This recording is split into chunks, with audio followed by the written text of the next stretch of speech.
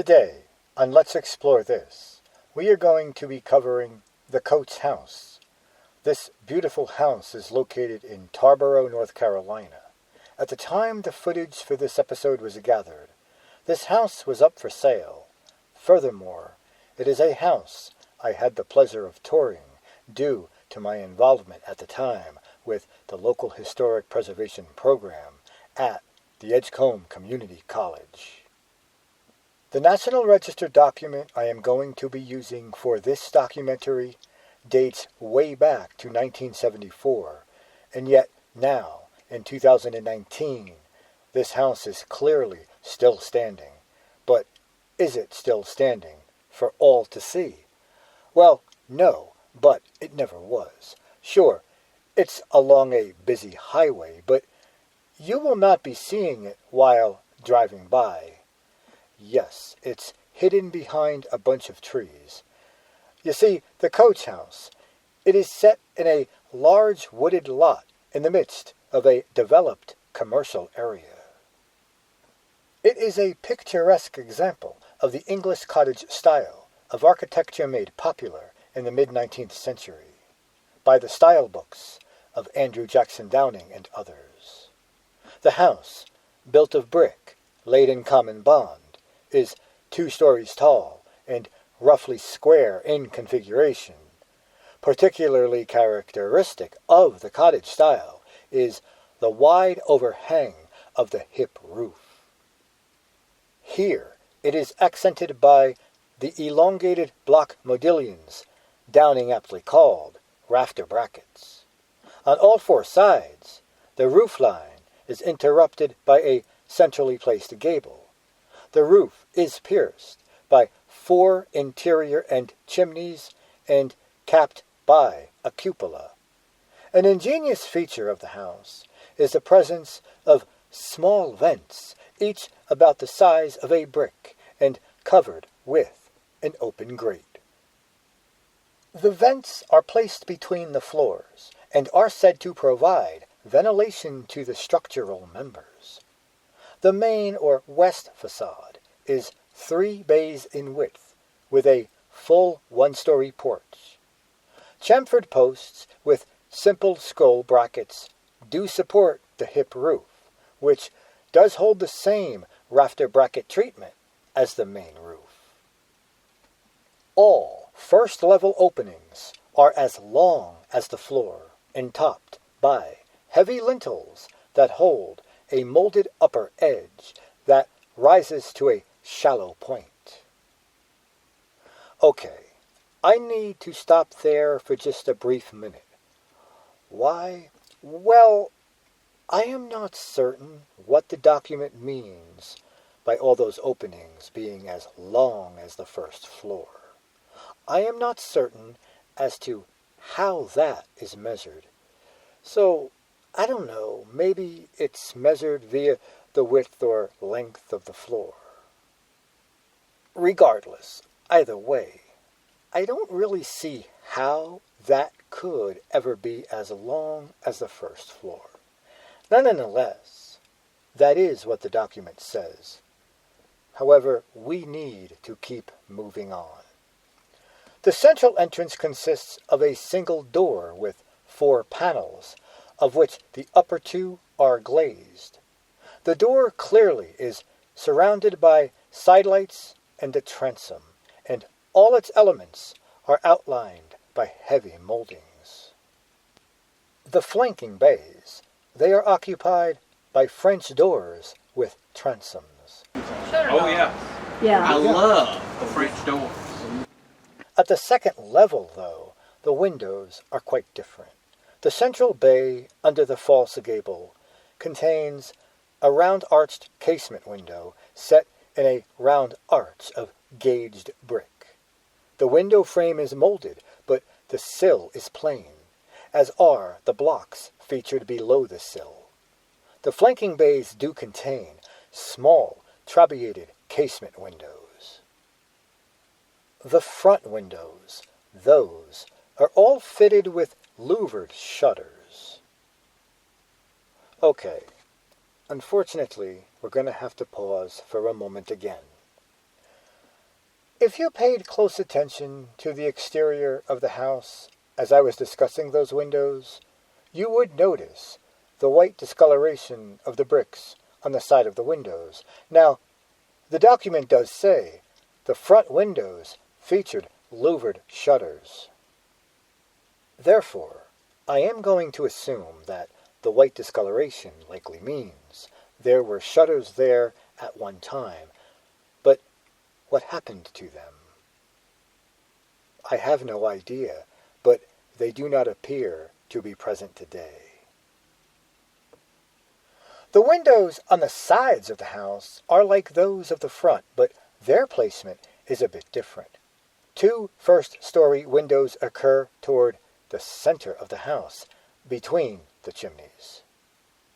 The second-story flanking windows are placed toward the end of the facade, outside the chimneys. The rear of the house appears to have been originally much like the front. A 1-story frame addition was constructed, reportedly about the turn of the 20th century, but the original doorway and some elements of a porch, like the front one, do remain. The cupola, roughly square in section, is truncated and does feature 2 horizontal rectangular windows on each face. The overhang of the hip roof is emphasized by rafter brackets. The roof is topped by a bulbous scroll finial. And, folks, here is where the good stuff is going to begin. Why? Well, because you are going to get a view of the inside. Now, the first floor of the interior of the Coates house. It does follow a center hall plan, and is 2 rooms deep. The finish is quite plain, with walls plastered above wide molded baseboards. The most distinctive feature, however, is the design of the door and window frames. The inner molding does frame the rectangular opening, but the outer 2 moldings rise to a shallow point that echoes the design of the exterior lintels. This treatment occurs on interior doors and on the French doors that serve as windows.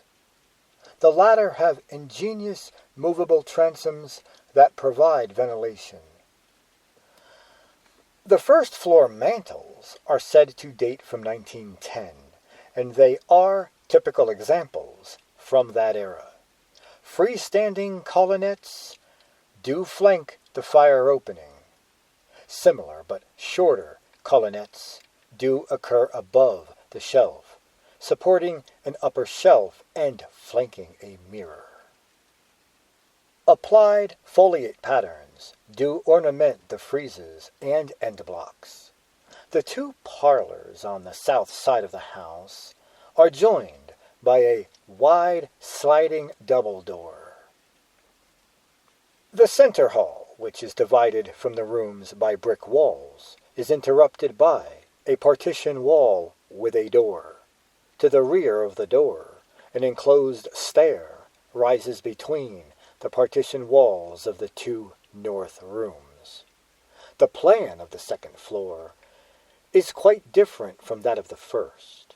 It tends to be arranged around 2 wide halls that cross at the center, with a leg extending to each of the arched windows beneath the gables. This configuration results in a dramatically open light-filled space, in contrast to the conventional arrangement below. The arched windows do have molded frames ornamented with gauge work. The stair rises along a rear wall of the north leg of the hall, and is protected by a balustrade with a heavy chamfered newel and a molded rail. It is supported by slender turned balusters. To the rear of the stair, A steep and narrow, enclosed, secondary stair rises in one flight to the plainly finished cupola. This is it.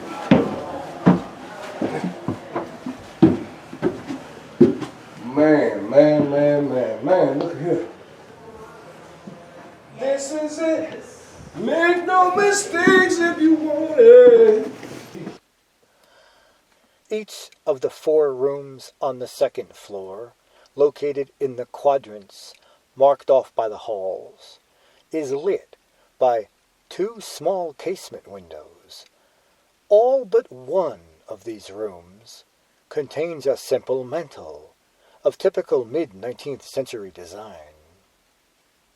The square fire opening is flanked by plain pilasters that support a frieze whose lower edge is ogee-arched.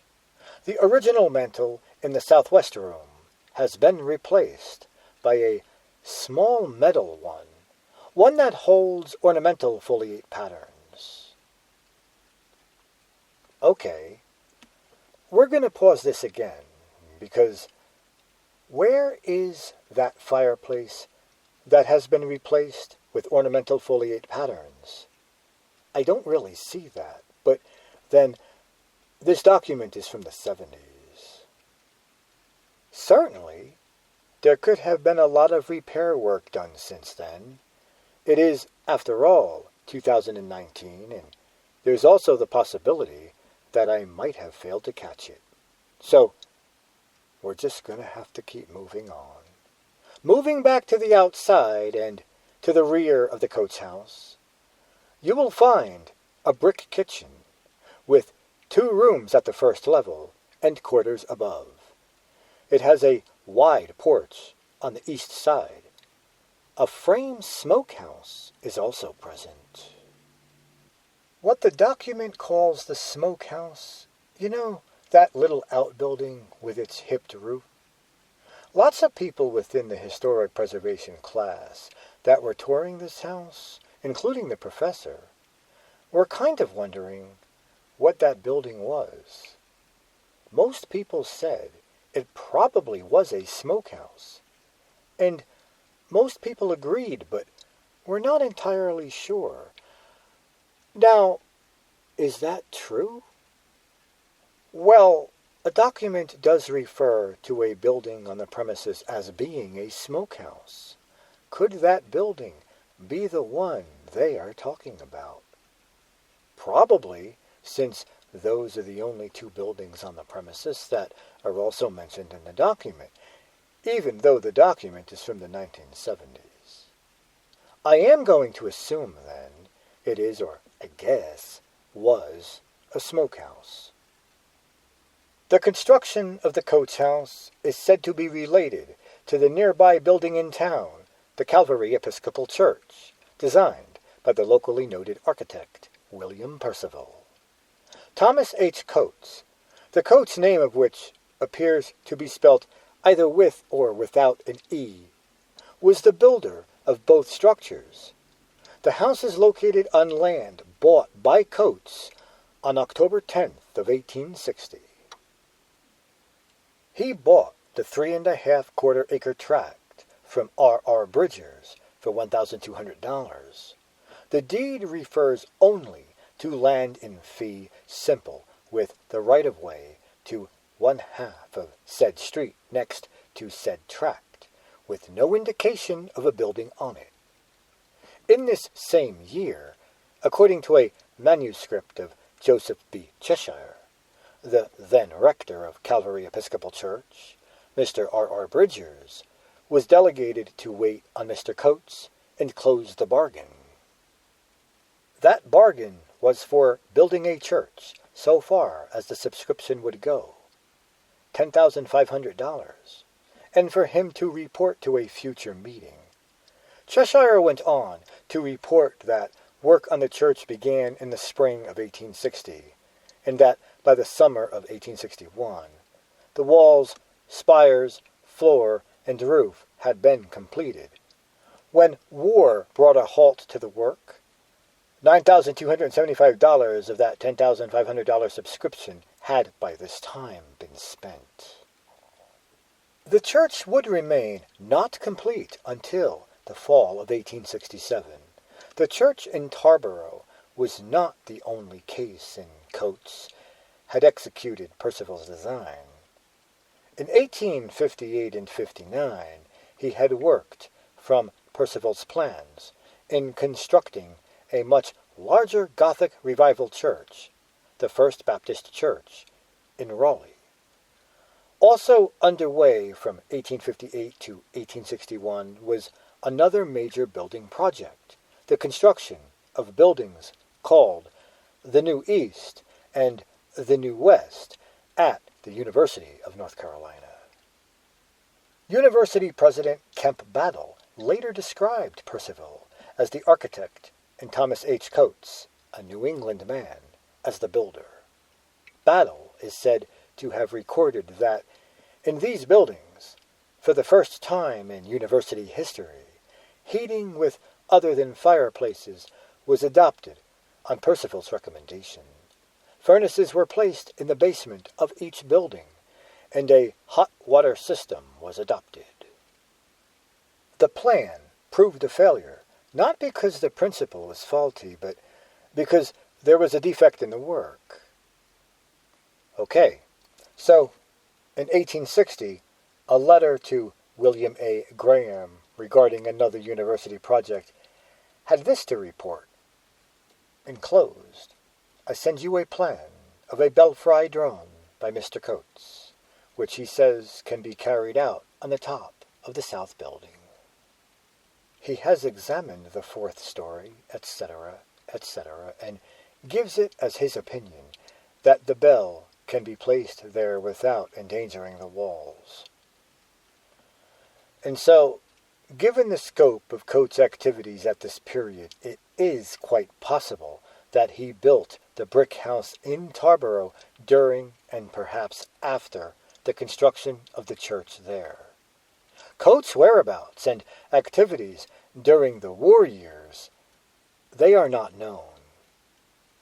In the fall of 1864, a Thomas Coates enlisted in the 31st Regiment, a predominantly Wake County unit, Wake County being a county in North Carolina, and deserted after 2 months. But there is no reason to believe that this was the same Thomas Coates. Family tradition has it that Coates rented the house to Willie Walston during the war, but no evidence has been found to prove this.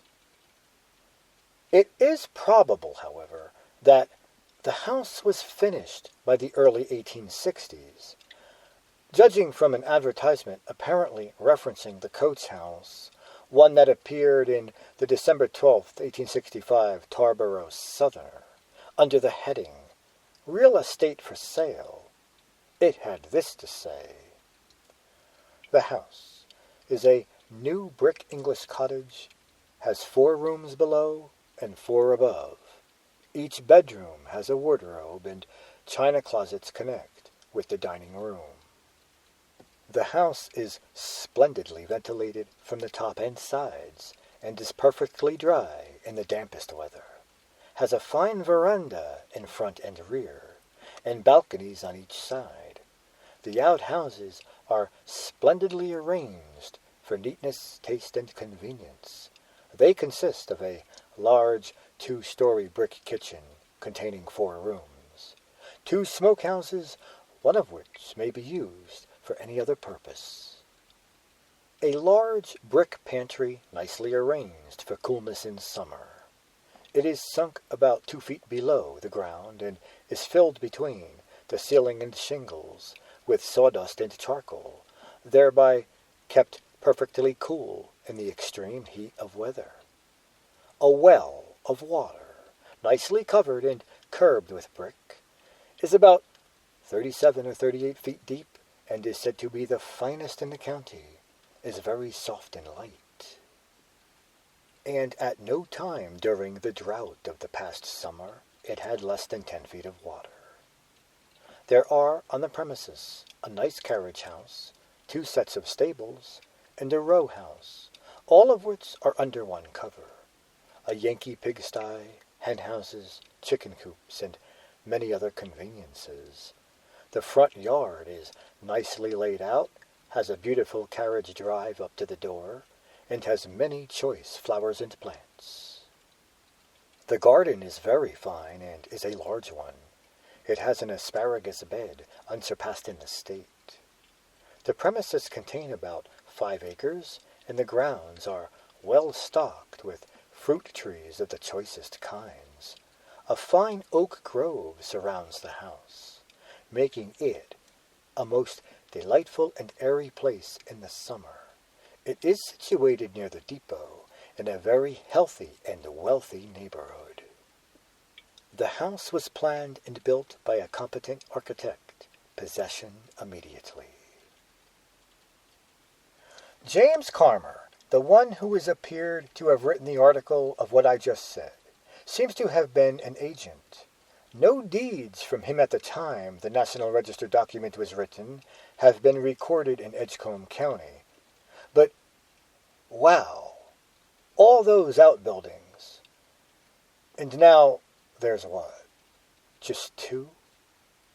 And the well? What happened?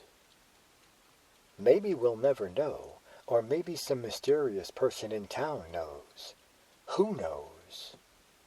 It is possible, though, that the reference to the competent architect is to William Percival. However, it seems likely that if that were the case, his name would have been featured.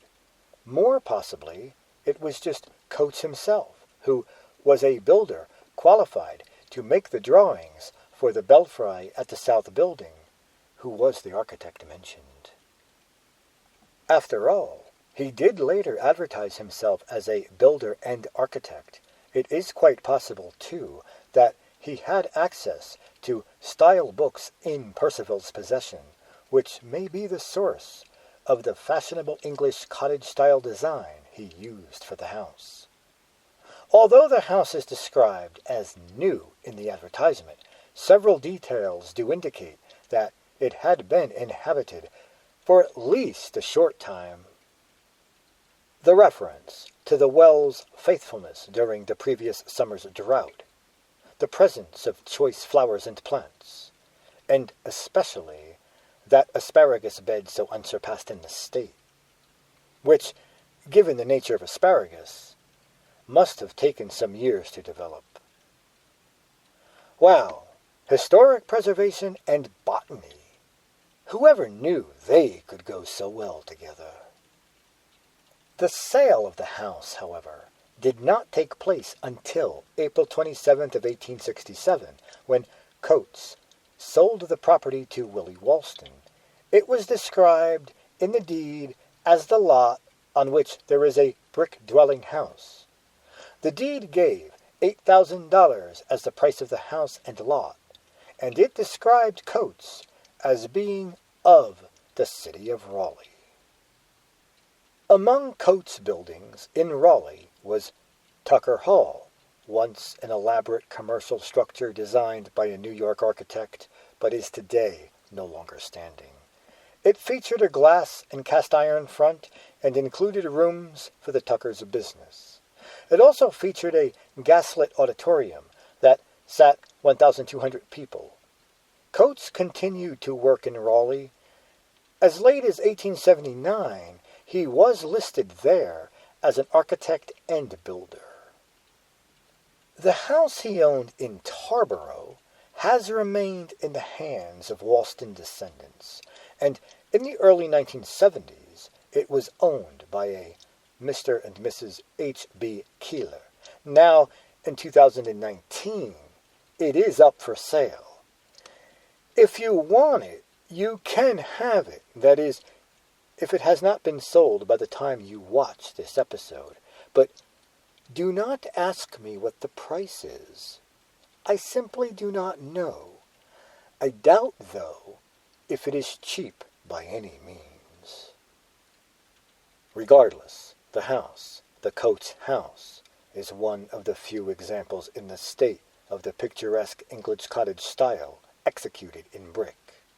The ingenious ventilation system and the unusual plan of the second floor are of particular interest, and it is historically significant because of its connection with Thomas Coates, the builder of a number of North Carolina's most important mid-19th century buildings. Now, folks, what do you say? Why don't we take a closer look and inspect this structure? Furthermore, there are places in this building that were not mentioned in the National Register document, such as the attic and inside the cupola. However, we are going to be touring those as well. First, before we get into any of that, there is the mystery of what this door is supposed to be. It says Chat Lunatique, which is French for crazy cat. But what is that door for? Well, I guess it's for a cat to enter in and out of the house at will. Crazy cat. Now, with the mystery of Chat Lunatique solved, let's move on to, the rear of the building. Here is an interesting quandary. So, why are there holes in these bricks? And you can tell that those holes were put in after the bricks were put on the building because they are unevenly cut across the bricks. Or so it seems. Also, there does appear to be a brick that could be removed. I'm wondering, what were those holes for? And if you're thinking they're the same as the vents, think again. Let's take a closer look at the vents. They have got grates, don't they? And they're a bit longer in width, so they're not the same as the vents. That, folks, is a mystery. And while we are talking about those vents, you need to hear this. Martha had pointed out that it was noted in the National Register for ventilation, but this is the first time I've ever seen that. So whoever built the house thought that getting air between the floors would trap less heat in the summertime and would keep the house cooler. Is that Portland? Do I see Portland cement? Of course, this whole thing was Portland, wasn't it? Yeah, this would have been built after 1850, so it should have been Portland. Oh, look. Aren't they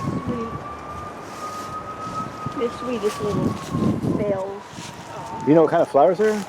I have heard, and my best friend could tell you every plant on this property, but I can't. Are they native? No. No. No, they were brought in here.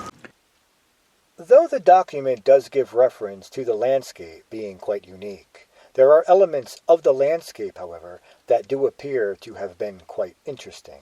For example, was there a fountain here? As you can see, it looks like there were bricks put here. I don't know if they were bricks from the house, or if they were used to form a structure over here in this area. Maybe around the fountain, maybe not. Nonetheless, there are also benches present here. So, this looks like it was at one time quite a prominent feature. Okay, so now somebody has got to tell me, why does this building have a hook protruding out of its rear? I don't know what that was for, but I kind of do have to say that it does look a bit creepy. Wow, that's pretty cool. And I actually turn the lights on. Now, what you are going to witness in just a minute or so, I have to admit, though I didn't really say it to anybody in the class or anything, I was tempted to go down there. I just didn't know what I might find and did not want to enter any kind of, strange situations in the midst of a class. So I just did not go down there, but I have to admit I was tempted. Why? 'Cause it's just that in some nooks and crannies you can find some of the strangest stuff. Well, sometimes. Trying to decide. Hold on, let me take a picture of that, please. We're trying to decide, is that cement? Is it hardened earth? Is it bricks covered with cement, which it looks like to me? Yeah, it could be wood. The concrete. It's got a lot of Concrete, dust I on think it. it's concrete. Yeah, me too. I think so too. Because it's enclosing those rocks. Man, you gotta crawl in there. You can't even... I'll tell you, though, I probably should have taken the chance and crawled down in there. I didn't really have much in the way of changing my clothes, though, if they got extremely dirty. Still, I have to admit, I'm kind of sorry I didn't go down in there. It's just that places like that, they are places that really capture the imagination. Yes, the house is beautiful, there's no doubt, but what lies in those nooks and crannies? That is where the real mysteries sometimes lie. Okay, now, the other thing, two things, is notice how high the baseboards are. Okay, that was a sign of wealth. The higher the baseboard, okay, this is really big stuff. And also, notice the height we have in the ceilings, and with the doors. You have pocket doors, and these were common, and they put them on a rail system. Okay, there's literally an iron rail on here with rollers on there that these things roll on. You hear the little rollers go. Okay? folks, did you hear that? If you want to make people think you're rich, make your baseboards higher. There's one problem with that, though. When I do walk into a house, it never really dawns on me that the height of your baseboard determines your wealth. Sure, it doesn't determine it 100%, but in regards to historic houses, I guess higher baseboards mean, or possibly mean, you had a lot of money. But what if your baseboards were low? What does that mean? And what if your balustrade on your staircase was low? Well, take a listen to this.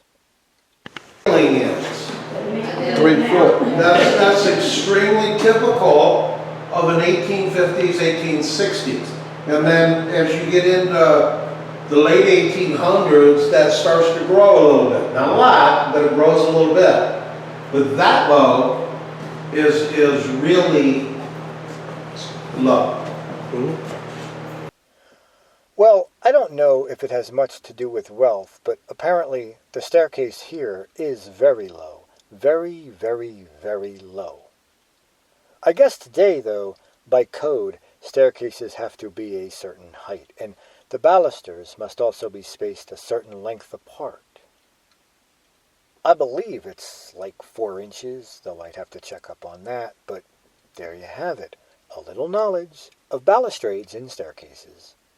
Now, let's move up to the attic. So, the attic and the interior of the cupola are places the National Register document did not discuss. Why? Not sure. I guess attics can at times be overlooked, as many are just storage spaces. Attics can, however, be important parts of a house if properly ventilated.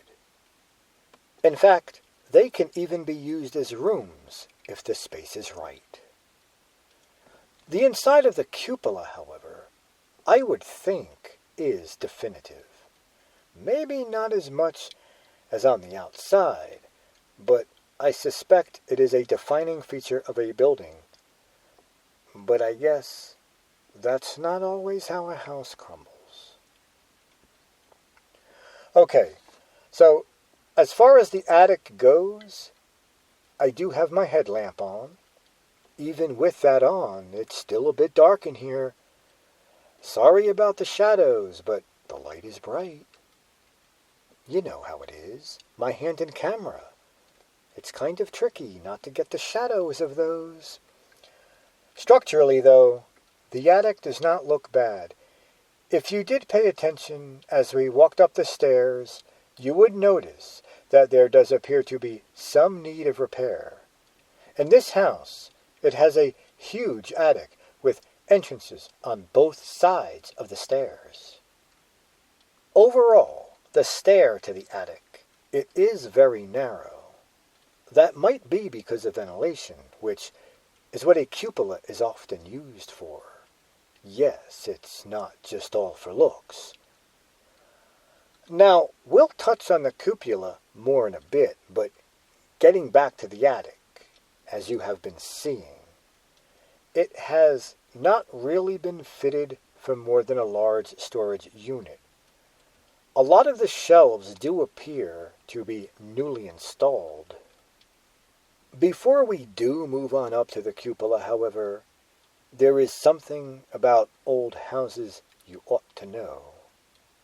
A lot of times, you can date an old house, not exactly, but closely, to a specific era by looking at the way the wood was cut. For example, circular lines going through the wood likely does mean a circular saw blade was used. Axe marks are likely to have a bit of a different kind of cut in the wood. If you see axe marks in an old house, it will likely be dated even before the mid-1800s, possibly even 1700s. But here, apparently, there is circular saw marks. Therefore, you can say, likely at least from the mid to late 1800s. With a huge circular saw blade. Cool. Okay, that was first invented also in 1850. Okay, if you can't discern, now we are in the cupola, and the cool thing about being up here is that we can look outside, and I have to ask, though, if the house has mostly a hip roof, why then those little projecting gables? Well, they kind of do look cool, enhancing the aesthetics of the house, especially from the outside. Moving around the cupola, also seemingly used for storage, let us find another window to peek through. Yup, a lot of chimneys does usually mean a lot of fireplaces, but you have already seen those. But, wow, that one is corbelled. So, one is corbelled and one is not. Oh, how the chimneys are not so the same. Moving over a bit, what do we have here out of this window? Well, you know, it's more of the same, and that is the kind of stuff up here in the cupola of this house. So, while we are here in the cupola, we did discuss a little bit about chimneys and fireplaces, so let's go back inside the house and show a little bit about fireplaces. And while doing so, take a listen to this. Those down. Usually the vents would have some type of a movable vent on them so that you could control your airflow. And then those would heat up and radiate into the room. And that's why you have a fireplace in every room. Okay, and coal, they would put in these cast iron plates. Okay, and they would be all decorative. But those would actually heat up and then they would radiate, so they work just like a radiator. They just put coal on, and then this whole frame and this panel heats up, and then it works just like a radiator. Obviously marble, but then they use ceramic tile for the decorative part. And they would just run a piece of it all the way around it. Wouldn't marble kind of be considered a form of ceramic? I don't know No, it's a Not- pure stone. Okay. Not find wood to make floors like this anymore. Okay? So you could have this size flooring pre-Civil War. Okay? Now, something else that ended with the Civil War. If you look at the windows here, this is accents of Greek revival, and that ended with the end of the Civil War. Greek revival architecture. Okay? Okay, folks, we are almost through with the house, but before we are done, we need to take a look outside at one of the outbuildings, the brick kitchen to be exact.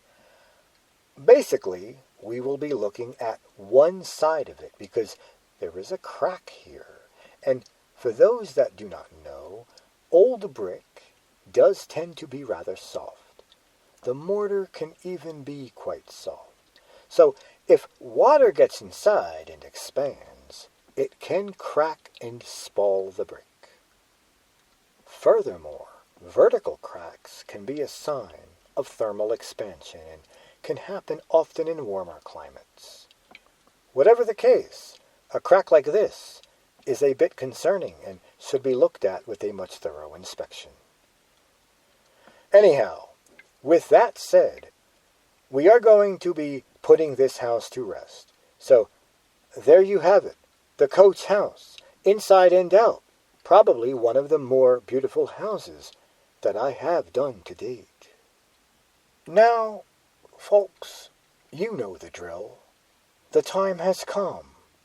We do have to move on, so until the next episode, this has been Fedora Bones for the Coates house.